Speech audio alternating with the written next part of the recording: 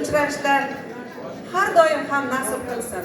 Mana shu Qashqadaryoda tug'ilib katta bo'lgan bir shoir shogirdimiz bor, Doniyor Mirzo. Doniyor Mirzoni kecha oldimga chaqirib, Muhabbat opani taniysizmi dedi. "Iya, tanimaydigan odam bormi Muhabbat opani?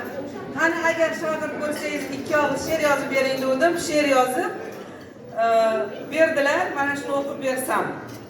Matematik hisob, misol, masala yechib, ilmu urfon ummonida bir umr kechib, bolajonlar hayoti deb ma'rifat quchib, Qashqadaryo faxri bo'lgan Muhabbat opam, hayotini dastxonaga aylantirgan zot, ayirmasin o'z kasbidan, siylasin hayot, oltinga teng masalalar mangu barhayot, O'zbekiston faxri bo'lgan Muhabbat opam.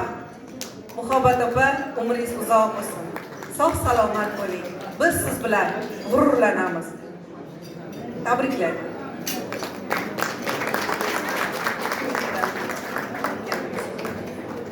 Hurmatli birdorlarim, Go'zalxon 2016-yilda 3 oy davomida bizlarni nutq madaniyati bo'yicha prezident oldilariga so'zga chiqishga, mukofotni qabul qilishga tayyorlaganlar.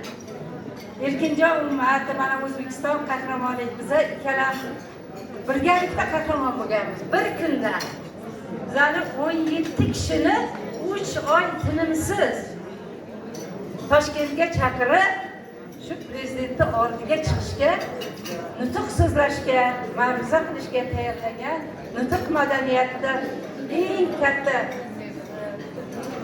olib boriladigan barcha konsert dasturlarini Go'zalxon tayyorlaydilar. 8-mart tadbiri bor Nupresa-Tuzuridagi. O'qituvchilar tadbirimi, vrachlarimiz, tibbiyot xodimlari tadbirimi. Hammasini sahna ortida Go'zalxon turadilar. Mana shunday bir ajoyib singlim borligi bilan men ham faxrlanaman. To'g'ri Erkinjon?